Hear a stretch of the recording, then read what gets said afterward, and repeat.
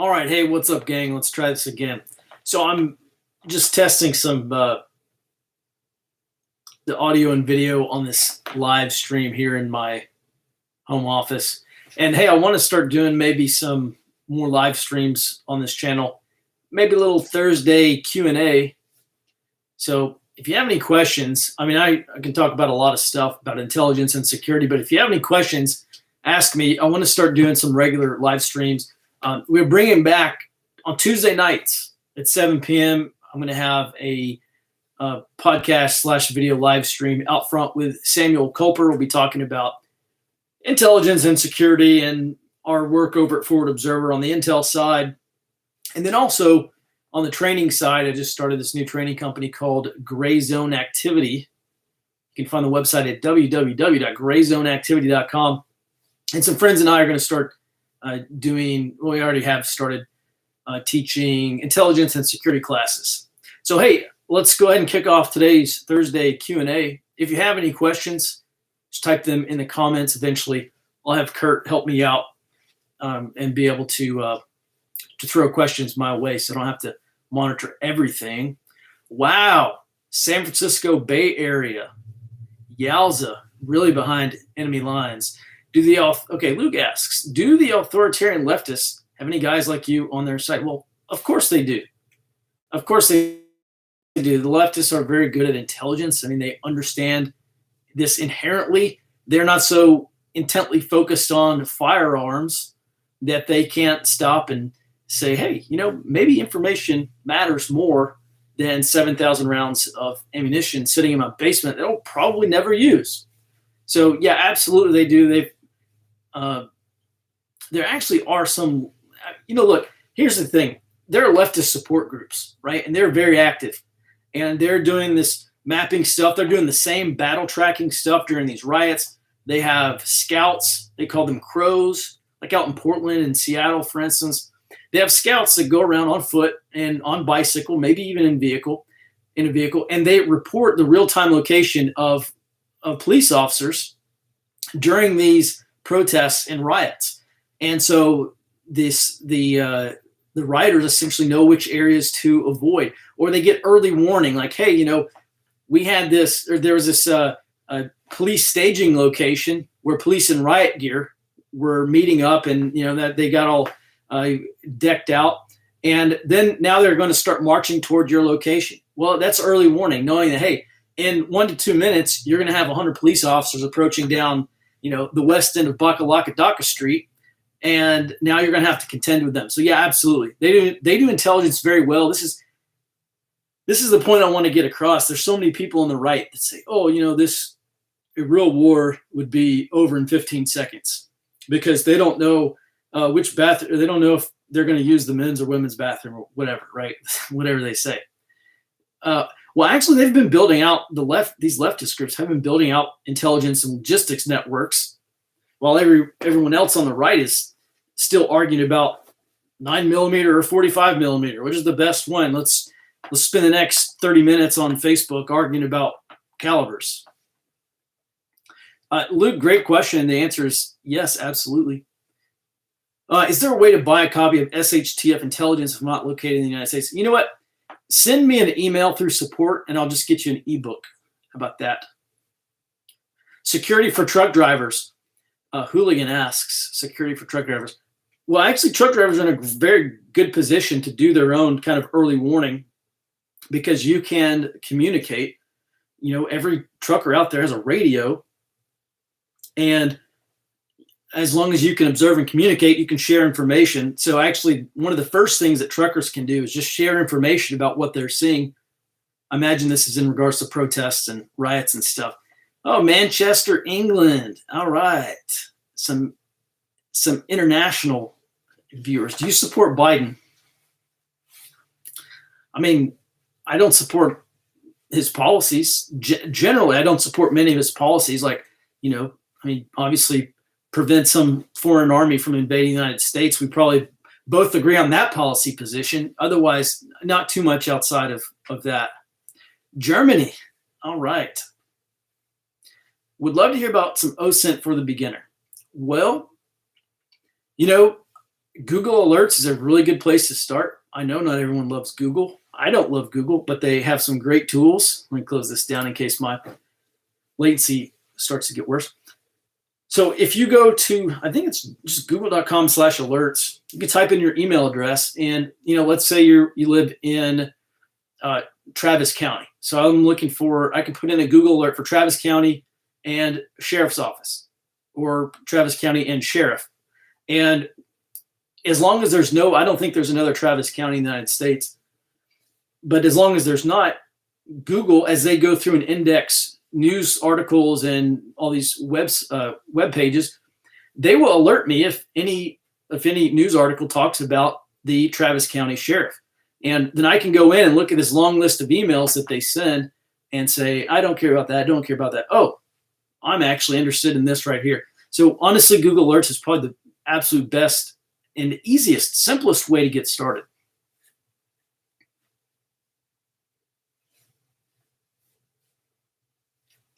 Let's see. Looking for another. Would love to hear your thoughts and strategies on utilizing drones in a disruptive environment. Hey, 112 from Germany. Just send another, man. Sorry. I have actually, probably since the last time you sent that email, I've hired someone to monitor that email address. So just send another one, and we'll figure it out. I'll get you squared away. Utilizing drones. You know what? I'm not a big. You know what? I'd be a massive drone fan if I actually had a drone.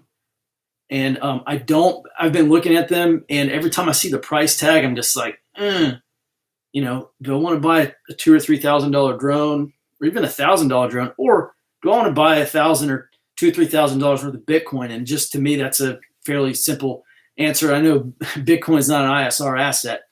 In general, I'm a huge fan of drones. I don't own one, and I should. I probably actually should own one. Let's see. What is another?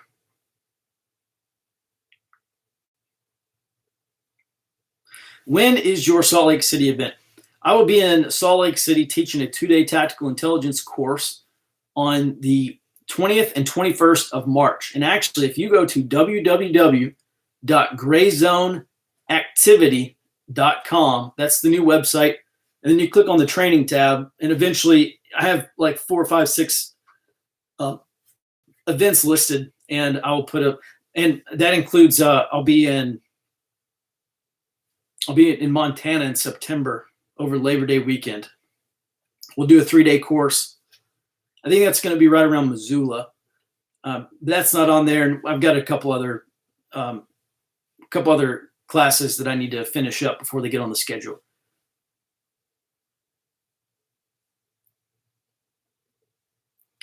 What ideas do you have for local OOB comms?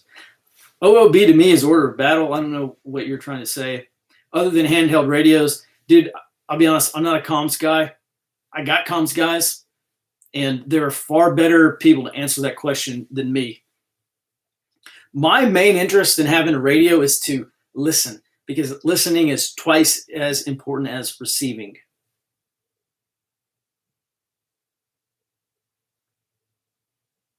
Good to see you're on Gab. Yeah, I'm on Gab, but I'm not really on Gab. I have an account, but I don't check it very often. Maybe I should. Eric asks, new to your channel /world, can you briefly give me more details on the SHTF Intelligence book? Yeah. So SHTF Intelligence is a book that I wrote back in 2015. And when I say it's dated, just means that I've learned so much more about taking intelligence community type tools and concepts and applying them to a civilian kind of community centric type of environment, like responding to emergencies. So the material in that book is still great. I still talk about how to build up a local intelligence gathering capacity for emergency preparedness and responding to natural disasters. But I really need to finish writing the second edition of that book. It's actually going to be the first edition of a brand new book. And man, hopefully I can get that out this year. I've got a lot of writing still to do. But yeah, if you go to forwardobserver.com, and click on store, you'll be able to buy that in the store section. It runs like $30, free shipping is included, and we'll do anywhere in the U.S. And also, if you're international and you're interested in the book, send us an email and we'll get something worked out for you.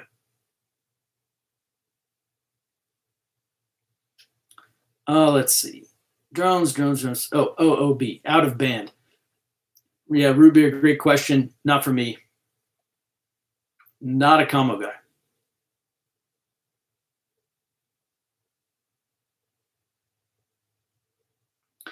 Smitty says, I get the very distinct impression that you are toning down your concerns for the next 4+ years. Can you please give us a broad, unfiltered evaluation for the next 4+ years? Well, I tell you, I do a podcast 5 days a week where I provide commentary on this low-intensity conflict. For those of you who don't understand low-intensity conflict yet, maybe because you're new, it is a conflict that is below the threshold of conventional war. So we're not talking about tanks and bombers, but it is above routine peaceful competition. This is one reason why I started this new training company called Gray Zone Activity. It's because the space between war and peace is not empty. And so at Forward Observer, we track this low intensity conflict like I did in Iraq or Afghanistan, for instance. And then over at Gray Zone, we provide training for how to navigate this gray zone of conflict where we're not at war, but we're also not at peace. My unfiltered expectation is that the federal government is getting ready to apply the extremist tag to a whole lot of things. As a matter of fact, just last week, there was a hearing at House Homeland Security Committee, or a hearing hosted by the House Homeland Security Committee. And you had witnesses who were warning. Actually, one witness from the RAND Corporation said, you got to be careful about creating these new laws because he basically said, look, there are probably hundreds of groups on the left and the right that could be labeled a quote unquote terrorist group, a domestic terrorist group. And basically he's saying, this is the law. This is going to be the law of unintended consequences at work, right? You want to prevent the next El Paso shooter. Okay, got it. And here are all the problems that you're going to create as a result. And one of the witnesses, I didn't agree with much of the stuff that she said, but she really hit the nail on the head, which is that if the federal government goes overboard, they're going to create a lot more extremists. They're going to radicalize a lot more people than they would have otherwise.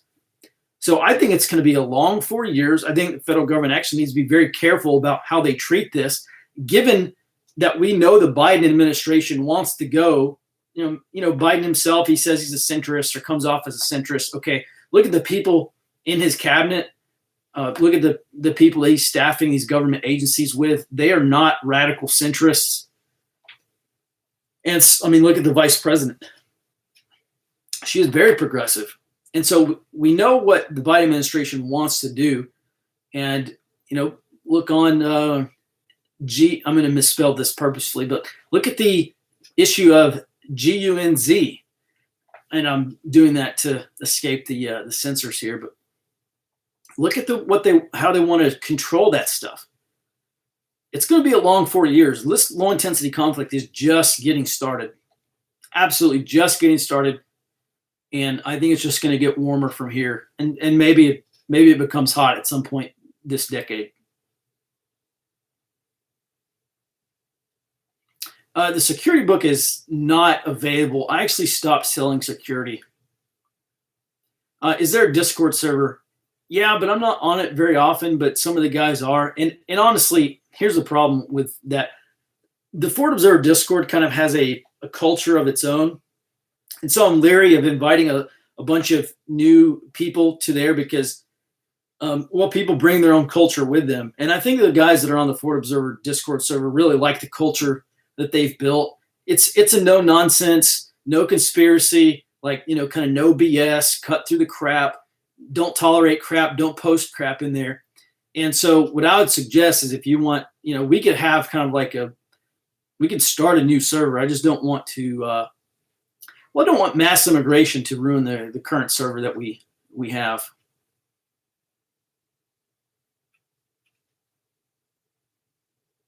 Are you still looking to expand your staff? Yeah, so I was actually inundated. I put a post out on Instagram saying that we're hiring, and I was inundated. And I have hired someone part-time. So basically that role has been filled. But you know, we're a handful of subscribers away from expanding our staff again, from either bringing him on full-time or hiring another part-time analyst. And so anyway, I don't know what to tell you. All right, great question. When do you expect to see high-intensity conflict in the United States? Well, anytime we're talking about conflict, we look at fault lines, which are kind of the structural, foundational issues. We look at accelerators, and then we look at triggers. And so far, we have not had a trigger for hot conflict. The thing that we've had probably come closest is George Floyd. And this is something I've long wondered about. What is going to be the George Floyd equivalent as a trigger? What is going to be the equivalent trigger for the right? And you know what? Maybe that's the first time. You know, a bunch of people said, well, you know, the first time an American gets killed during a red flag or a red flag gun confiscation, like that's going to be it. We're going to jump off the porch. And that's happened. That I would be surprised if that's happened less than 10 times. Like I know that's happened for a fact numerous times, and it hasn't triggered anything except for some grumbling. And the thing about triggers is you really never know what exactly it's going to trigger. Like I'll give you an example. Mohamed Bouazizi, the guy that he was a Tunisian. Yeah, he was Tunisian, and he kicked off the Arab Spring. He got hassled by some police officers, and they basically like destroyed his little fruit cart. I mean, this man sold fruit for a living, so not like a great life already. And then they came by, and I forgot exactly what they said, but they're like, "Oh, you can't sell your fruit, or you don't have a permit to sell fruit, or something like that." So they just apparently destroyed his cart. And then he goes and immolates himself. He lights himself on fire, and it was just this massive outrage that was sparked, no pun intended. And really, I'm not making light of this. And that triggered the Arab Spring. You know what's interesting, though? A month before that, another guy self-immolated in Tunisia, and absolutely nothing happened. So triggers are very difficult to understand, and I don't know what the trigger would be. Frankly, yeah, I mean, look at Duncan Limp. Yeah, that's a great point. Look at Duncan Limp, and what did that actually lead to? What was it a trigger for? Nothing that went hot. So I'm not saying that this conflict is not going to go hot. I actually expect it to. I just don't know what is going to be a trigger for it.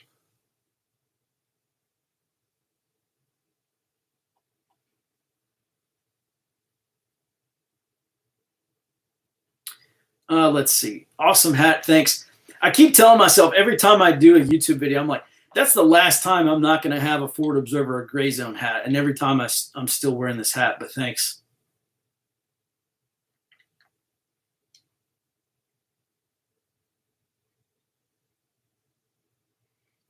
Is there any specific Intel related tool or app that you recommend? And is there something that you wished that could be solved by a tool or app?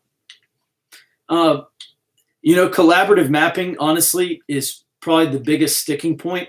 I know there's ATAX out there, and I've actually got a buddy that runs his own ATAX server, and he's tried to show me like how great it is, like how great it would be for battle tracking and stuff.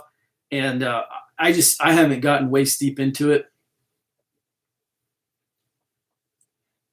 But artificial intelligence. This is something, actually, I first moved to Austin, Texas with the intent of starting doing an artificial intelligence startup, because so much of what we do as intelligence analysts is we spend a lot of time sifting through information.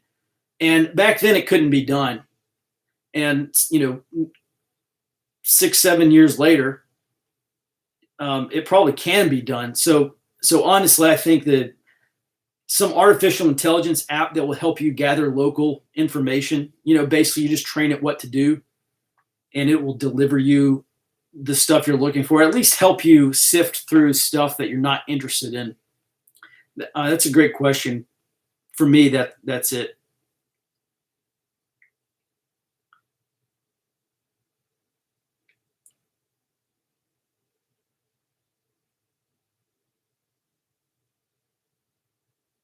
May the strongest win. Big Boar says, on I'm gonna have some T-shirts with this made up, but I read last year. I read several books, several biographies of Alexander the Great, who's probably my favorite historical figure. And as he's dying, they're on their way. They've made their way all the way from Pella in Macedonia, or present day Macedonia. They've made their way all the way across through what was then the Persian Empire before it was conquered, and they make their way through a bunch of other cities, and finally they're getting into the Indus Valley. And Alexander's men, they're like, dude, this sucks. We want to go home. It was like a 10-year campaign. And finally Alexander says, okay, well, we'll go home. Well, he ended up dying in Babylon, and he never even made it home. He died at the age of 33. And on his deathbed, it is rumored that on his deathbed, his generals ask Alexander who he wants to leave his empire to. Because remember, Alexander just got done conquering basically all the known world to them at that point. And Alexander reportedly says, to the strongest. And then Macedonian Empire, absolutely fell apart. Basically had a series of generals, and even Alexander's mom trying to compete to maintain control, to the strongest. And I kind of halfway expect that for the United States of America. Not that it's going to be left to the strongest, but basically have this empire that, you look at Alexander's empire, right? Ethnically very diverse. They, every country, every area spoke a different language. They had different customs and cultures. And actually, Alexander, after he conquered Persia, after he conquered Darius or Darius, he began adopting Persian culture. He began dressing like Persians did, and his men did not like that whatsoever. They said, basically, Alexander, you're a Macedonian. You're a Greek. What are you doing dressing like the Persians? And I just think that is the eventual end state for all multicultural societies. I think history shows that. You can virtue signal and you can, do all the PC stuff, but history is incredibly clear about what happens to these kinds of empires when that happens. At any rate, civil war can be started by severe food shortages. Yeah, maybe, but America is a net exporter of food. I don't know. The United States is not going to experience a food shortage like, say, other countries have. Like, you look at the beginning of the Arab Spring, and that was due to high grain prices, right? The bulk of their diet consists of grains. And when people in Tunisia and Egypt and other places that experienced these mass uprisings back during the Arab Spring, when those people, like the common people, could no longer afford food, a lot of that was due to shortages. That's when you have this grassroots revolution. And I don't know that America is ever going to face anything like that. I think it would be interesting to hear you and Ed Calderon talk about how you both have seen intelligence culminate in real life situations. Yeah, that would be great. Actually, listen, Tuesday nights, I'm going to start back up the Out Front with Samuel Culper, the live streams. And yeah, maybe we can reach out to Ed. Actually, I would like to talk to Ed about his time in Mexico and Latin America, because I find that very interesting about some of the stuff he's seen and talked about.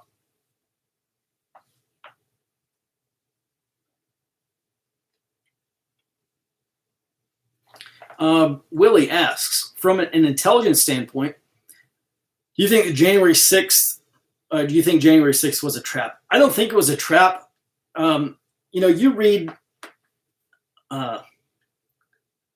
Bill Lind talks about, I don't know if he first came up with it, but he talks about this thing called the strategic corporal. And basically in military terms, he's talking about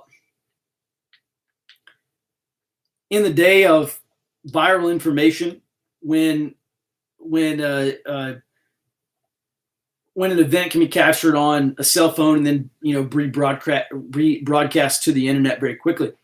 A corporal, or someone who's very low on the totem pole in terms of power and authority goes, can have strategic implications. And so you look at Abu Ghraib, right? You had some PFCs that were engaged in some uncouth activities with those detainees, and pictures leaked, and the whole story got out. And now you have PFCs basically affecting the strategic picture now. This is not a decision from a general. These are people who are very low on the totem pole now, who have strategic implications, hence the name, the strategic corporal. And so I think what happened is a lot of people got caught up and decided to enter the Capitol. And I don't think it was a trap. Actually, if you're on my email list, once a week I send out an email to everybody. It's called the Forward Observer Dispatch. You go to forwardobserver.com and just click on, you scroll all the way down to the bottom, you'll see all my blog posts there. But I actually have an entire blog about how I actually don't think it was anti-fascists who stormed the Capitol. I just think it was a bunch of Trump folks. And Root Beer's right. I think it's being used as a convenient excuse, but no, I don't think it was a trap.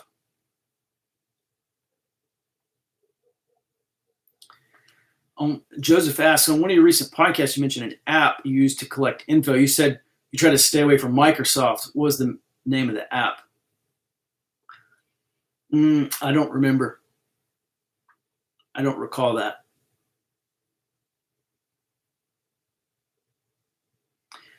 See something asks, what are some things people should store or acquire for a potential full totalitarian state? Example, things for covert communication. Well, anytime you're dealing with high tech, and a modern totalitarian state in the United States would be very high tech. To beat high tech, you got to go low tech. So stuff is, covert or clandestine communication. I don't know. There's a bunch of stuff you can use. I would stay away from digital communications in general, like i.e. not your smartphone. And Big Boar says, yeah, Alexander wanted his generals to take Persian wives too. Yeah, absolutely. Actually, some of his generals said, no, we have wives back in Pella, and we have Greek wives back in Pella. We're not taking Persian wives. And yeah, that's a good point. That's another thing. They said, look, we're Greeks. We're not Persians. We're not adopting these Persian cultures and Persian customs. Daniel says, how would I acquire a gray zone lid? We're gonna have some hats made, because I will be wearing a gray zone hat. Probably not in my next video, but very soon. Actually, maybe as soon as next week, I'll get a gray zone hat, and we'll make them available for sale for people who want to support our mission.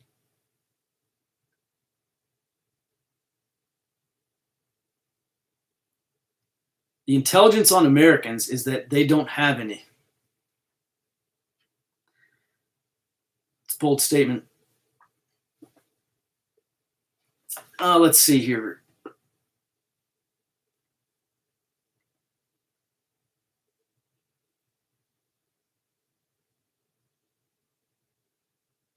Predictions for the next 12 months. I don't make predictions, and really what I do is follow trends. And, look, here's the deal. Every day I write a report, an intelligence brief called Early Warning, and I do a podcast version of it too, 5 days a week, Monday through Friday. And what I would suggest is, again, I don't make predictions because I know that I cannot tell the future.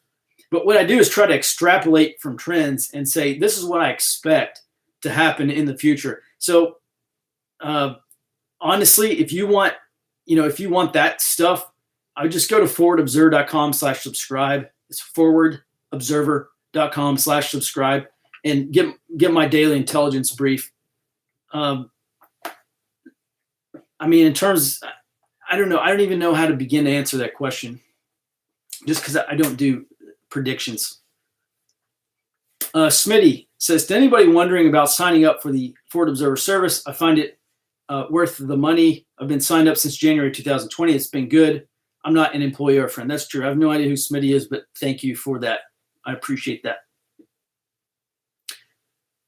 Reverend 20 Piece says, are you familiar with Pastor Joe Fox of Viking Preparedness? I've met him. Good dude here.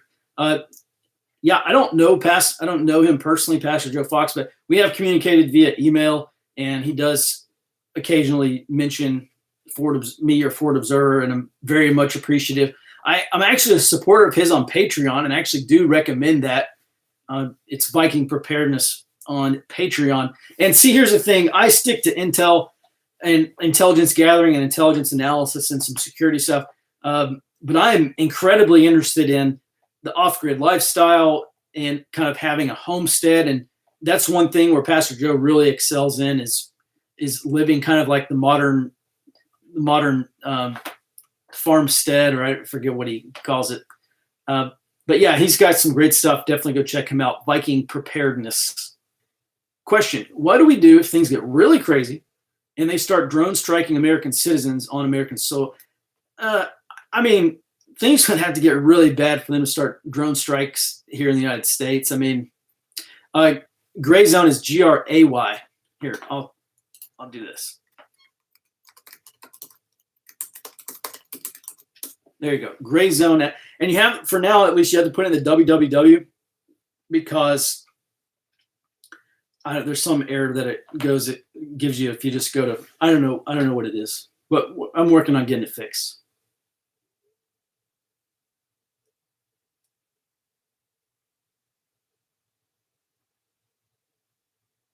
Root Beer says they aren't going to drone strike you. You'll be shamed, othered, outcast, and fired, but they aren't going to shoot missiles at you.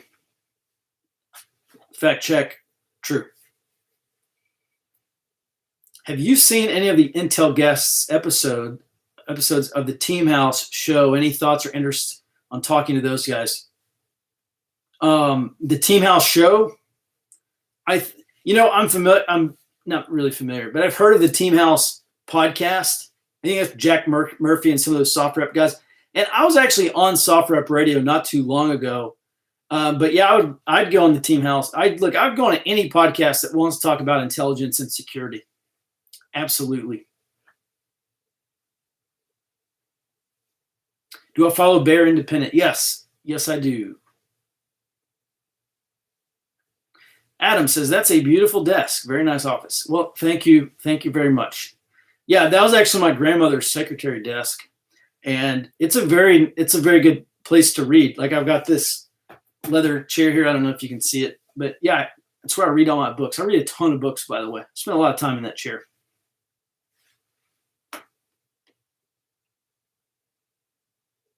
By following trends, what can you expect America will look like in the year 2040? Well, this is interesting because 2040 is less than 20 years away, and I expect the U.S. dollar to lose its world reserve status by 2040. It's not really a key assumption, but I guess one of the linchpins in terms of balkanization is the U.S. dollar. And I don't think the United States is going to balkanize until the U.S. dollar collapses. And actually, I should restate that. I think the collapse of the U.S. dollar is going to lead to regionalization of the United States, which could result in balkanization. Basically, you have these different regions of the United States saying, "Look, the U.S. dollar's on its way out. Like we here in Texas, we're not going to stay on the U.S. dollar. Maybe we start the Lone Star, right? Maybe it's a digital currency called the Lone Star." I'm just spitballing here. But I think especially as Bitcoin becomes more popular and cryptocurrencies in general become more popular. Actually, look, every week I write an economic early warning report. Actually, comes out every Thursday. And a couple of Thursdays ago, I answered the question, or I at least provided my answer to the question, will cryptocurrencies basically supplant the US dollar? And I think there's a case to be made there that yes, they could. And I think once the US dollar goes, we're more likely to see. So to answer the question, what do you expect America will look like in 2040? It may be several countries by 2040, and maybe that's an accelerated timeline. I mean, it seems awfully fast, but I really do think once more Americans start to realize exactly what's in store for the value of the dollar, and once international investors especially start looking at alternatives to the US dollar as the world reserve currency, I think quite possibly the United States becomes several different countries. Michael asks, do you think that leftists are better organized, more secure, and more advanced in certain ways than the right organically? Or is this the result of international intervention and funding? Well, I think if you look at the left has a, let me back up. We're not talking about the left. We're talking about anti-fascists, okay, and these anarchist groups. They have a security culture. I mean, you look through their propaganda and their doctrine, and basically they tell people when you go to protests, bring a burner phone or don't bring a cell phone, or make sure you have your cell phone locked. Make sure you have your electronic devices have whole disk encryption, and if you look at how they assault members of the media, or in some cases strike agreements with members of the media, they basically say like, yeah, you camera guy, you can follow us, but don't take any video of us. And they have a very tight-knit security culture. And actually, you look at the affinity group model, and we're talking about very small, relatively small, close-knit, tightly wound groups that are very difficult to infiltrate. And so, honestly, I don't think that is evidence of external support. Like, I don't think they have Chinese advisors, coming in there. I think they've studied the eco-terrorist groups of like the 1990s and early 2000s. And they had a very good security culture. Actually, that's probably one of the absolute very best security manuals, operation security manuals out there, is the Earth Liberation Front. I think it was the Earth Liberation Front. So I think that's just something that's ingrained in their culture. I don't think it's evidence of, foreign funding or external support or anything like that.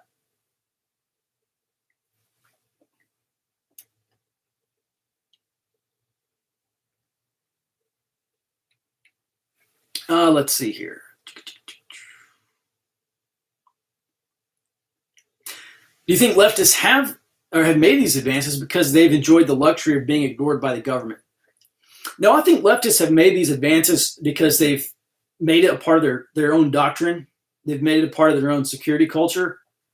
And because, you look at some of these, I'm just going to say far-right shooters, okay? Just kind of a blanket term. Whoops. But you look at these far-right shooters who go out and they'll go do a mass shooting, and then they'll circulate their manifesto or whatever online. And you don't see a lot of these far left people doing this, right? There's no, and I know people have said, oh, this mass shooter was an Antifa guy or whatever, or supportive. Okay, well, that's not what I'm talking about. But when they do that, they're not. There's nothing political. Like that shooting in Ohio that everyone said, oh, he liked Antifa, some Antifa page on Facebook or whatever. Therefore, he was Antifa. Well, I wouldn't necessarily say that's the case, maybe, but I would be cautious about saying that's exactly the case. But I think leftists have been able to skirt a lot of this stuff because they simply don't kill anybody. That's my own take. Like it, don't like it, I don't care. But good question. Even you look at a lot of the stuff, they've been able to. I actually wrote an entire blog post about the difference between hard power and soft power. And the left exercises soft power very well. Soft power is the ability to create or to write a narrative around a moral authority, right? Back how many times were we told last summer that riots are the language of the unheard? Which basically justified rioting and property destruction and some violence, and basically said the United States of America is obligated to hear this language, i.e. rioting. America is obligated to hear this language because there's been so much oppression and systemic racism and stuff like that.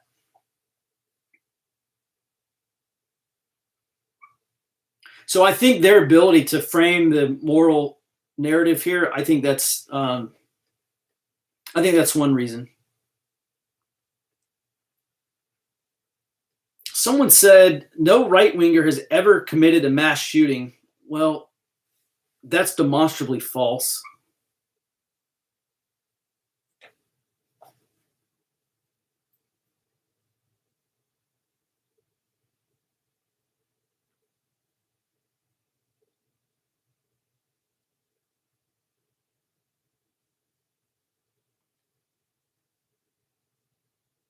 Listen, when I say the left doesn't kill people, they're not going into an El Paso Walmart and shooting like 30 or 40 people and then linking their manifesto online. That's what I'm saying. The arrests have been made for bombings and bomb plots, and I know FBI disrupts FBI plot. Okay, I get that. But, a lot of this stuff, you look at a lot of these mass shootings, and they're not, even if they're committed, like that one guy in Ohio, even if he was an anti-fascist or identified with anti-fascism, whatever shooting, apparently, unless they just didn't release the motive, that was not political in nature, not like the Pittsburgh shooting was, not like the El Paso shooting was. So that's basically what I'm talking about, is Antifa's not going out there, and I don't know, who knows what the motive was in Las Vegas. I'm just saying there's no Antifa going out there like, oh yeah, let's go shoot up a Baptist church and kill all these MFers. Not like some people on the right are, or not like some people on the right have. And I even say on the right is loosely, because some of these guys are National Socialists, which is, to me, on the left, not on the right, at any rate.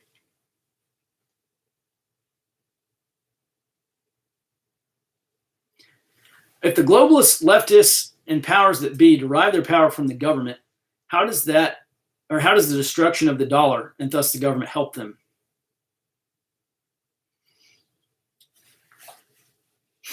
Well, okay, globalists and leftists and powers that be, that's not a monolith, right? That's just not like one organization. You're talking about a lot of competing interests there.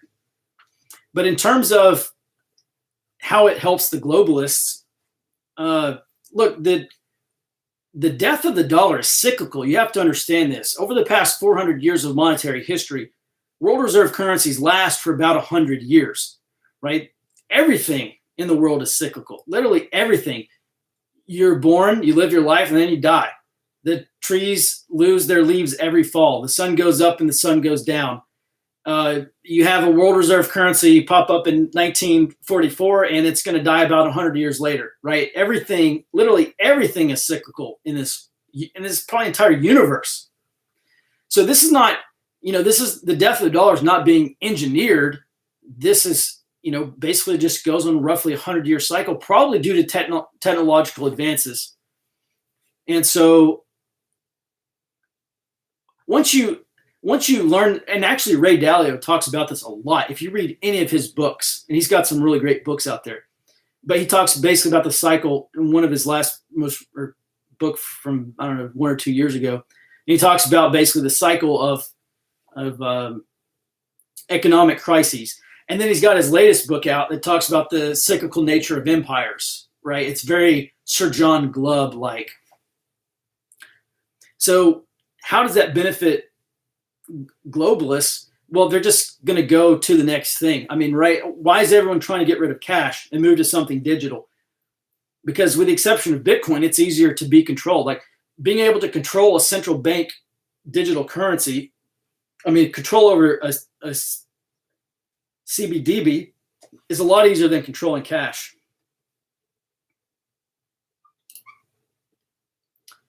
So name Vedic Warrior says, name one. Vedic Warrior says there's never been a far right shooter. Okay, Patrick Crucius in El Paso, Texas. That's one.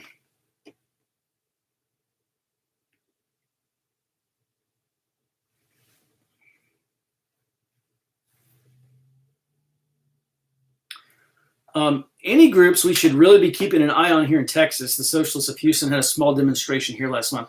Yeah, there's a smattering of socialist groups. Frankly, I would be like organized crime, especially looking at like drug cartels and drug gangs. Look, anytime, and it doesn't matter if it's in Eastern Europe or Latin America or in Africa or Southeast Asia, or if people lived in Antarctica, anytime you have a legitimacy crisis in government or a capacity crisis in government, you're going to have people try to fill that void. And in across Latin America and Mexico and Honduras and El Salvador and Guatemala and some of the other countries, you've had organized crime fill that void, right? Nature abhors a vacuum, so it goes. So anytime there's a power vacuum, something, Al-Qaeda, the Taliban, whatever, somebody's going to get in there and fill that.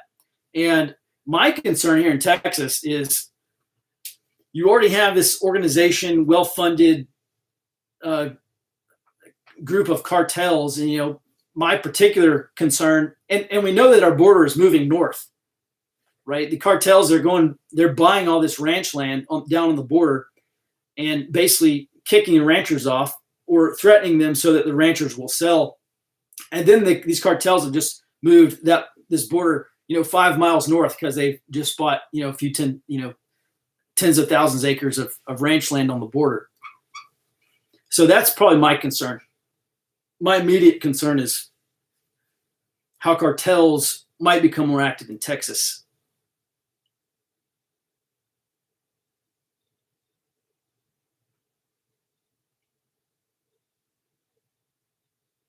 Okay.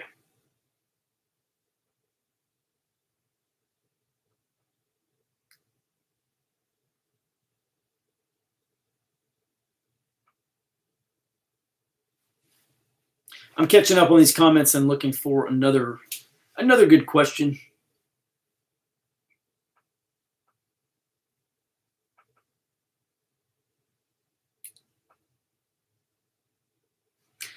Anthony says, I'm afraid that Texas will turn into California in 10 years due to the influx of Californians and immigrants. Is there no hope? Man, that's a tough nut to crack because, Obama lost Texas by 16 points. Hillary lost Texas by 9 points. Beto lost the statewide Senate, the federal Senate race by, what was it, a point and a half or 2 points. And I'll admit, Ted Cruz is not a very strong candidate in 2020. And then Biden lost by less than 6 points. So if you just look at historical races, Democrat lost by 16, Democrat lost by 9, Democrat lost by 6. Like, that is what we call a trend. And so I do think Texas is turning purple. And this is the thing that makes no sense to me, right? Our governor here, Greg Abbott, he's like, yeah, let's move all these California businesses, move them into Texas because we're pro-business. And then you turn around and say, well, why is Texas turning blue? Because these California companies have moved tens of thousands of California employees with their California politics into Austin and Dallas and Houston and other cities and San Antonio. And, well, it's no wonder that Texas is turning blue. So I actually don't know. I started writing about that yesterday because you know what the number one destination for the past 5 years, the number one for people moving out of state, the number one destination has been Idaho. And I was looking through some of the 2020 election results. Montana, Trump took Montana by less than 100,000 votes. So would it be possible to get 100,000 progressives or 100,000 Democrats to move to Montana, especially if these people are graphic designers and IT, whatever, and they can do all their work online, and then they would flip the state. And, you look across the South, Georgia is bluish. Texas is turning blue. Arizona, so you look at a number of these states, and I don't know traditionally red states, right? Like my entire life, Georgia has been overwhelmingly conservative. And I honestly don't know what conservatives there are going to do if once they find themselves. Maybe they'll just be like California and they'll just either move or just capitulate. I don't know. Vedic, hey, I'll admit, right wing is very vague, and I actually don't even like using the term far right or far left because there's no blanket definition, right? I mean, they don't all monolithically believe the same things. So I actually do agree with that. Vern asks, is there still an audio version of your daily newsletter available? Yes, every single day. I do a generally between 15 to 30-minute podcast about my daily intelligence brief, as well as whatever else is on my mind that day. So yes, there is an audio version 5 days a week. Do you think it's possible for the U.S. to replace its currency like other countries do when faced with high levels of inflation? I mean, like knock off a couple of zeros? I don't know. Honestly, I think Americans, especially the younger generations who grew up in this digital age, who grew up in an information society and who will increasingly grow up in an information economy. Look, there's already people being paid their salaries in Bitcoin. I think that's about to become a whole lot more popular, people getting paid in cryptocurrency. So I'm very bearish on the dollar. I think it's going to lose a ton of its value. And once more Americans start to realize that, they're going to want to be paid in a different currency, or they're going to be like the Argentinians, right? As soon as they get their paid in their Argentine pesos, they're trying to convert it to something else. It's illegal there for Argentinians to own the U.S. dollar. Why? Because the government wants to artificially, increase the value of the peso. They don't want it to be devalued. So I don't know exactly what that I don't know exactly what that's going to look like here in the United States, but I think that is the trend.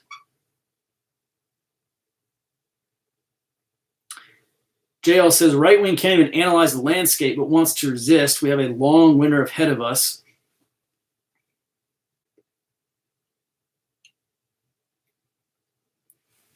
Oh, let's see. Sorry, I just had that. There's just a good question there.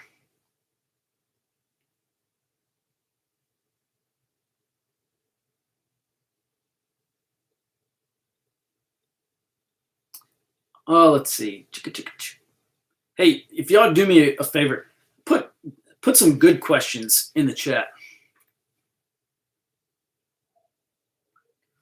Yeah, Anthony says exactly. Yeah, if when states like Texas, Idaho, Montana, and other states that are traditionally red start turning permanently blue, do you foresee any possible violence and chaos? Historically, that is the norm.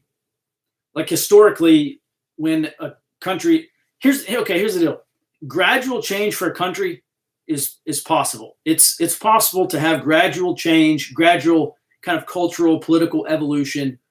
But yeah, anytime look, in 3 points in American history, this is the fourth point right now, the 2020s. We've had tectonic shifts in American culture, and 2 out of the 3 times historically have resulted in widespread violence. The first was the American Revolution. The second was the American Civil War, the War of Northern Aggression. And the third was the 1960s Civil Rights Movement. And so 2 of those, you had armed conflict. And then the third, you had low-intensity conflict. Well, we're undergoing this 4th tectonic shift right now. And so far, we've gotten low-intensity conflict. Will it go hot? Will it become an open armed conflict? Yeah, maybe. I don't know. It's certainly possible. Just, listen, as an intelligence analyst, my job is not really to predict the future. But I will just say, trying to predict the future, trying to figure out what people are going to do before they even know themselves what they're going to do is just a hell of a way to make a living. It's impossible. You cannot do it. So unfortunately, I don't have any great answers for you. All I can do is, look at our current trajectory and look at the trends and then look at the historical norm because we're all human We have different names and different languages and different cultures, but we have the same innate desires as human, right? As humans, we have basically the four same drivers across all of humanity, the entire written and unwritten history of humans. Four drivers are basically the same. So it's tough. It's just a tough. I wish I had better answers or definitely all the answers. All right, let's get caught up here.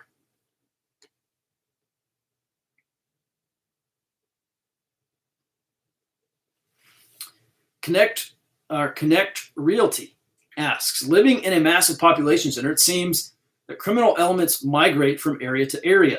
How do you stay on top of the intelligence situation in areas of massive populace? Well, that's primarily going to be done through law enforcement because, police officers, I don't know there's any beat cops anymore. Maybe there are in places like New York and LA, but they know their areas, right? They go arrest a guy. They know, hey, I've arrested this guy 3 times this year, all for, petty crime or property crime or whatever. And so those guys are going to be the first to notice these new trends. Oh, all of a sudden, hey, we're starting arresting guys we've never even seen before. We're starting to arrest guys that don't fit the same pattern as the previous criminals we've arrested. And so really probably law enforcement is the best source to answer that question. And again, all that's going to be local, which is why I continually tell people, you got to build local community. You got to build local connection, local tribe. You got to have a local intelligence network because this is how you're going to learn this information. I mean, you can sit on the computer all day and not learn 1% of what a police officer does in an average week in your own community. So you got to be talking to people. You got to be, I don't even want to say running your sources, but informally, you have to be running your sources essentially.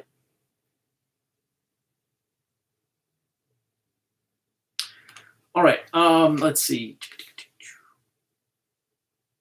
What's the likelihood of states like Texas leaving the union?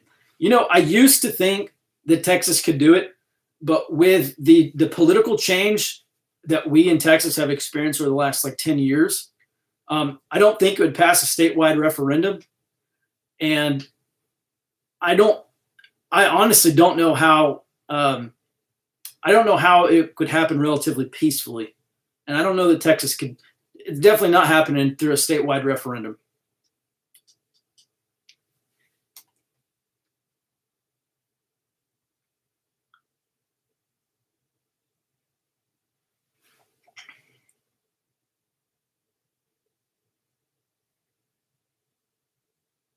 Okay, how does doing a deep analysis on trends and ideology, Maku, modified, combined, obstacle,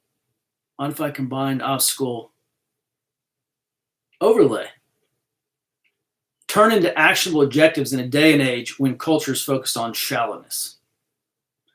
How does doing a deep analysis on trends and ideology? Well, basically it turns into culturally actionable materials, right? If you don't like something that's going down at the local public library, gather up a community and go protest it. You don't like what they're teaching in local schools, rip your kids out of the school, go put them somewhere else. I don't know that answers your question, but you're talking about cultural action here, which typically means protest and, kind of voluntarism and voting with your feet or voting with your wallet. There you go. That's a great point. Okay. Micah Xavier Johnson was a BLM activist as killing of 5 Dallas police officers was directly linked to that ideology. No arguments here. I absolutely agree with you. It does not occur very often. And typically, violence against police officers, even if it's left-wing in nature, it's just the media just does not treat it the same. I'll say that.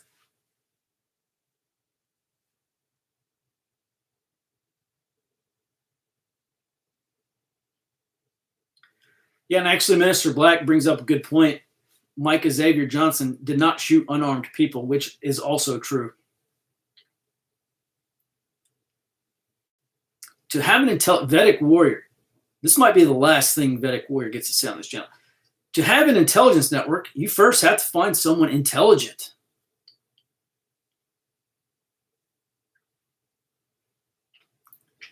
What do you think about moving? I mean, English-speaking world, Canada, probably Australia, New Zealand, do you consider as an option for yourself? No. There's nowhere, listen, there is nowhere in the Anglosphere that is more based than the base culture of the United States. Or that I would say is as significant. And if you're wondering what that noise is, I pulled this grip pod off of my GUNZ. No, moving anywhere else in the Anglosphere is absolutely not an option. Why run from this place? We have, even with the harebrained laws and even with the harebrained cultural revolution going on, there's no better place than where we are today. I mean, there is no better place in the world to stand right now. When and where's your next in-person training? Okay, if you go, I'm gonna put this in here again. If you go to www.grayzoneactivity.com and go to training, you'll see my schedule. That's not my full training schedule, but I've got Austin on the 20th of February. Then I go to Salt Lake City. Then I've Tacoma in May. I'll hit Atlanta and Nashville at some point this summer. And I'll hit Missoula, Montana in September, and maybe a couple other courses, definitely a couple other courses at some point through the year. But if you just go to training, or actually if you go to www.grayzoneactivity.com and you just sign up for the Gray Zone blog email list, I will email when I schedule new courses.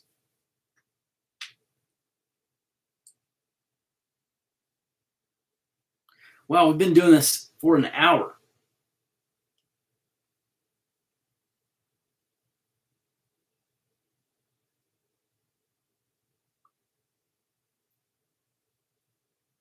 Let's go run cattle in Brazil.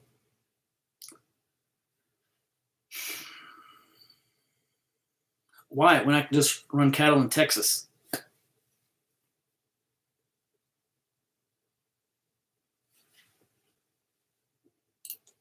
Okay, guys, we've been doing this for an hour. I think that's a fairly successful Thursday Q&A. And who knows, if you like doing this, definitely let me know. Subscribe to my channel.